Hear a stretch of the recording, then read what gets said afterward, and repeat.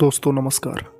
आपने आज तक हत्याओं से जुड़ी और क्रिमिनलिज्म से जुड़ी बहुत सी कहानियां सुनी होंगी, पर यकीन कीजिए आज कहानी जो मैं आपको सुनाने वाला हूं वो आपको इतना ज़्यादा दर्दनाक और इतना ज़्यादा भयानक मोड़ पर लाकर खड़ा कर देगी कि वीडियो के अंत तक आप सिर्फ यही सोच पाओगे कि काश मैंने इस वीडियो को ना देखा होता। जी हाँ दोस्तों, कमज़ोर दिल वाले जितने भी लोग हैं और जितने भी वीक हार्टेड पर्सन हैं, मैं उनसे पहले रिक्वेस्ट करता हूँ कि इस वीडियो को अभी यहीं पे स्किप कर दें और मेरी दूसरी वीडियो, बहुत अच्छी अच्छी वीडियोस मैंने बनाई हैं, उनको जाकर देख लें। चलिए वीडियो को स्टार्ट करते हैं। दोस्तों 15 अप्रैल 1925 को एक क्रिमिनल का सर काटकर उसे मौत की सज़ा दी गई और उस दिन उस शहर के लोगों ने दिवाली मनाई थी। ये घटना 1925 की है दोस्तों। एक गांव की ऐसी कहानी जो आपको दहला देगी। ये कहानी की शुरुआत 25 अक्टूबर 1879 को होता है, जब जर्मनी के एक गांव में फ्रीटज हरमन का जन्म हुआ। दोस्तों इस नाम को आप याद रखिएगा, ये नाम एक ऐसा नाम है जो आपको कई बार सुनाई देने वाला है। दोस्तों फ्रीटज हरमन एक बहुत ही साधारण सा और बहुत ही अच्छा दिखने वाला इंसान था। वो अपनी ज़िंदगी में बहुत सी ख्वाहिशें पाल रहा था। उसकी ज़िंदगी का मकसद सिर्फ इतना सा था कि उसे अपनी ज़िंदगी में बड़ा होकर अपने अंकल जैसा बनना है। फ्रीटज हरमन के अंकल एक मिलिट्री में बहुत ही अच्छे पोस्ट पर और बहुत ही मेहनती इंसान थे। फ्रीटज हरमन की ज़िंदगी में बहुत सी कठिनाइयाँ थीं। क्योंकि फ्रीटज हरमन एक ऐसा इंसान था जिसके पिता बहुत ही ज़्यादा एब्यूजिव थे। फ्रीटज हरमन को समझने के लिए हमें उसके पिता को समझना होगा। दोस्तों फ्रीटज हरमन का पिता एक बहुत ही बड़ा एब्यूजिव पर्सन था। इसके कारण उसकी और उसकी वाइफ की शुरुआती दिनों में ही तलाक हो गया, पर उससे पहले फ्रीटज हरमन का जन्म हो चुका था। फ्रीटज हरमन एक ऐसा इंसान था जिस इंसान ने अपनी ज़िंदगी में पैदा होने से लेके ही स्ट्रगल को देखा। उसने ये देखा कि उसका पिता जुए और शराब का बहुत बड़ा आदती है और जिसका खामियाजा फ्रीटज हरमन ने बचपन में बिताया। फ्रीटज हरमन को बचपन में बहुत मार पड़ती थी। वो अपने फादर के द्वारा बहुत ज़्यादा पीटा जाता था और उसके फादर उसे एक स्लेव की तरह रख रहे थे, मतलब इस तरह जैसे एक गुलाम को रखा जाता है। अपनी छोटी छोटी और बहुत ही तुच्छ अपनी वासनाओं को पूरा करने के लिए उन्होंने फ्रीटज हरमन का इस्तेमाल किया। कहानी में सबसे बड़ा ट्विस्ट तब आता है जब 1918 शुरू होता है और उस वक्त तक फ्रीटज हरमन एक वयस्क हो चुका था। इस वक्त तक इन्हें कोई नहीं जानता था। इस इंसान की ज़िंदगी के कष्ट तो दूर की बात, इस इंसान के बारे में कोई नामो निशान नहीं जानता था। ये एक आम इंसान था। पर कहते हैं ना कि आप जो हो वो धीरे धीरे आप सामने आ ही जाते हो। हरमन की कहानी भी ऐसी ही है। हनोवर में रहता था। हनोवर बोल के एक जगह है, वहाँ पर रहता था जर्मनी में। और हनोवर जिस चीज़ के लिए जाना जाता है वो अपनी खूबसूरती और अपनी काफ़ी सारी यूनिक कहानियों के लिए जाना जाता है। इसी कहानियों में कुछ कहानियाँ जुड़ने वाली थी जो 1918 से 1924 के बीच घटी थी और कोई नहीं जानता था कि इन क्रिमिनल के पीछे एक बहुत ही खूंखार व्यक्ति, जो कि आने वाला वक्त में कई हजार सालों तक याद रखा जाने वाला है, फ्रीटज हरमन शामिल था।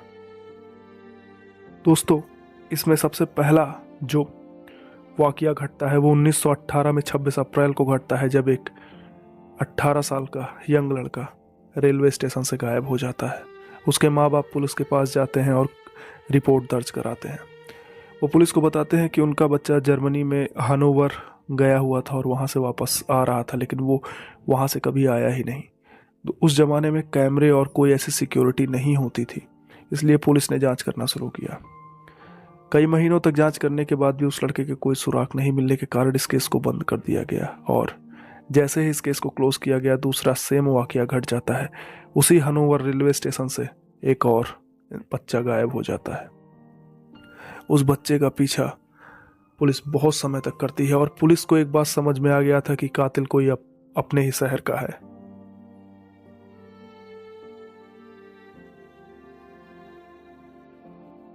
इस तरह की घटनाएं आम घटनाएं नहीं थी, क्योंकि जिस कंडीशन में वो लाशें मिल रही थी, जिस कंडीशन में उन बच्चों को मारा जा रहा था, वो कंडीशन आप और हम सोच भी नहीं सकते। मैं बताऊंगा आपको, पर वीडियो को बहुत ध्यान से सुनते चले जाओ।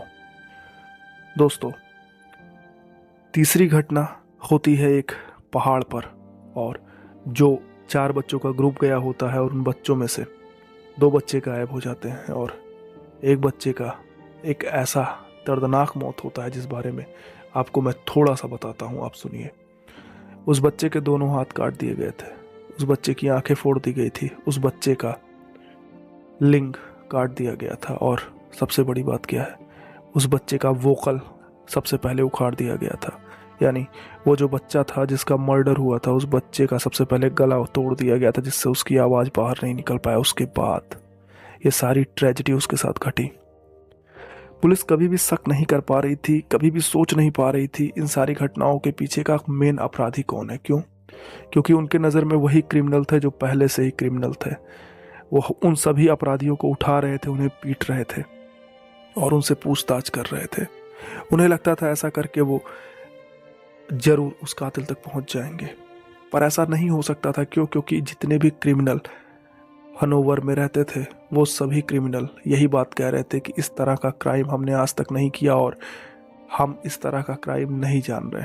पुलिस उन्हें पीटती जा रही थी और इधर केस गंभीर होता चला जा रहा था।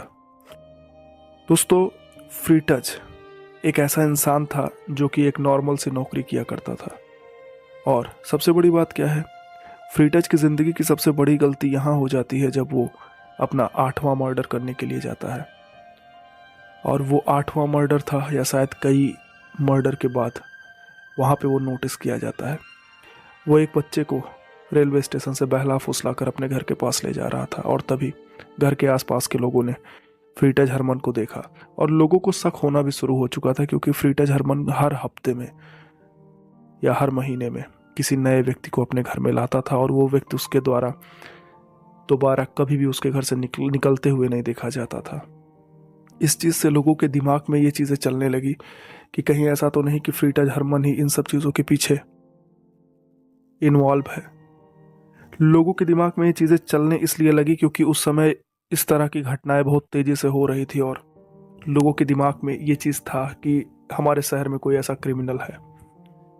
दोस्तों, एक महिला की शिकायत करने पर जब पुलिस फ्रीटज हरमन के घर के पास पहुंचती है और फ्रीटज हरमन से बातचीत करती है, तो फ्रीटज हरमन बहुत ही अस्वाभाविक तरीके से, बहुत ही घबराए हुए तरीके से बातचीत करता है, और इस बात से पुलिस बहुत ज़्यादा अलर्ट हो जाती है।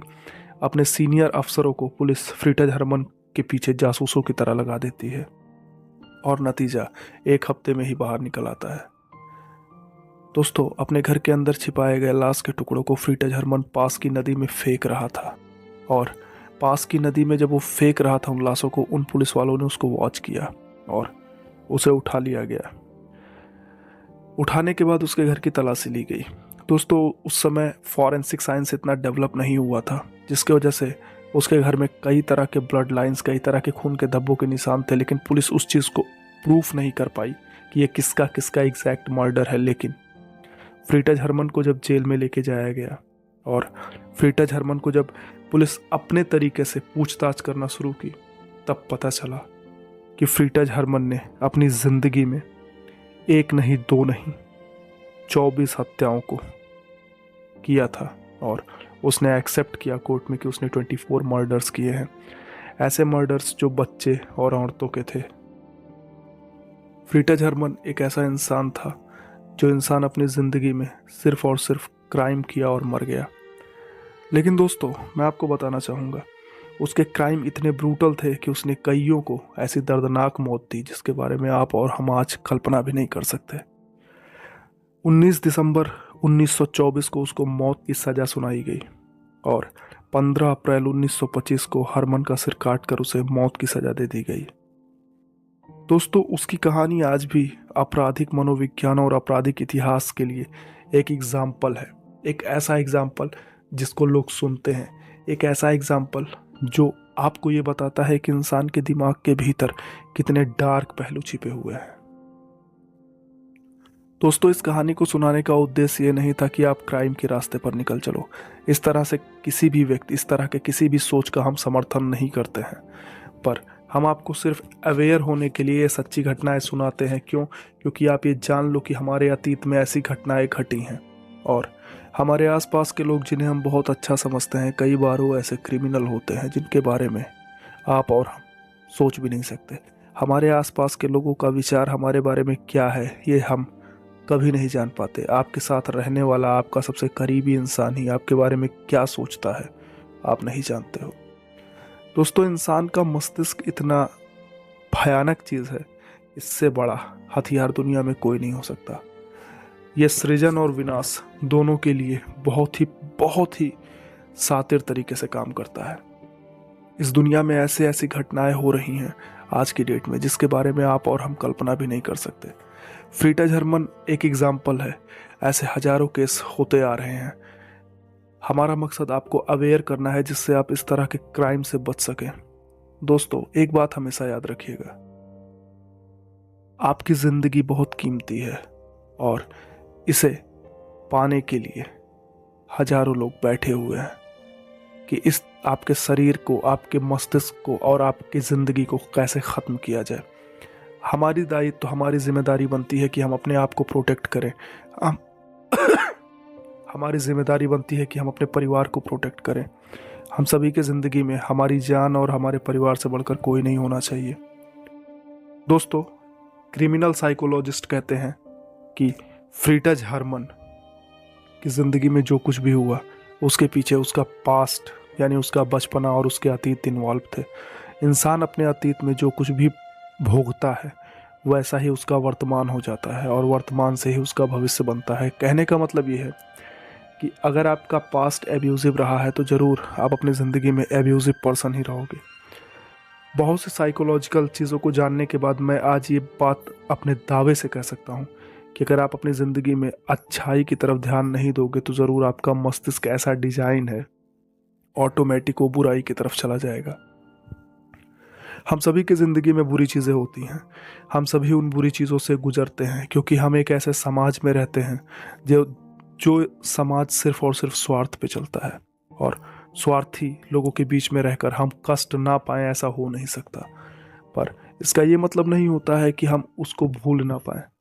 हमारी ज़िंदगी में किसी कीमती चीज़, किसी अप्रिय घटना, किसी दुख को ना भूल पाने की अयोग्यता ही वो कारण है जिसके नाते हम अपनी पूरी ज़िंदगी बर्बाद कर देते हैं।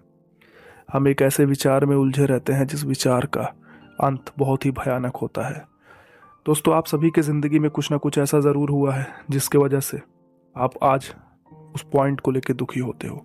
पर मेरा कहने का मतलब ये है कि सभी के लाइफ में ऐसी चीज़ें घटती हैं और आप सबसे अलग नहीं हो। हजारों लोग जो आज मरे पड़े हैं हमारे अतीत से, वो सभी इन सारे दर्द से गुजर कर आए हैं। अपनी ज़िंदगी बुरी चीज़ों में बर्बाद मत करिए, अपने आप को पॉजिटिव रखिए। हमारी ज़िंदगी में अगर बुरी चीज़ें हुई हैं तो हमारी ज़िंदगी में ही अच्छी चीज़ें भी हुई हैं। हमारी ज़िंदगी का मकसद होना चाहिए कि हम उन अच्छी चीज़ों के बारे में सोचना शुरू करें। और याद रखिएगा, आपका दिमाग अच्छाई और बुराई दोनों में ही बहुत ही शातिरता से काम करता है। आपकी ज़िंदगी आपकी सोच का परिणाम है, क्योंकि आपका सोच आपकी आदतों को जन्म देता है, आपकी आदतें आपके व्यवहार को जन्म देती हैं, आपका व्यवहार आपके चरित्र को जन्म देता है और आपका चरित्र आपको जन्म देता है। आप आज जो कुछ भी हो, जैसे भी हो, अपने अंदर की विचार और भावनाओं के कारण हो। तो दोस्तों, मेरा ये कहानी सुनाने का उद्देश्य सिर्फ इतना सा था कि ऐसी चीज़ें अगर आपकी ज़िंदगी में हैं जिन पर आप कंट्रोल नहीं कर पा रहे हो तो आप ये जान लो कि आपकी ज़िंदगी में कुछ बहुत ही भयानक घटने वाला है। घटने से पहले आपको अपने ऊपर कंट्रोल करना होगा। आज से ही पॉजिटिव सोचना शुरू करो और अच्छा सोचना शुरू करो। ज़िंदगी में अच्छाई की तरफ चलो। आई होप आप मेरी पूरी बातों को समझ पाए होगे। अगर मेरी बातें पसंद आई हो, वीडियो को लाइक करो, शेयर करो वीडियो को दबा के। हमारी फैमिली बड़ी होती चली जा रही है। बहुत बहुत शुक्रिया आप लोगों का। वीडियो पूरा सुनने के लिए धन्यवाद। मिलते हैं एक नए और बहुत ही बेहतरीन कहानी के साथ में अगली बार। गुड नाइट, सबा खैर, बाय बाय।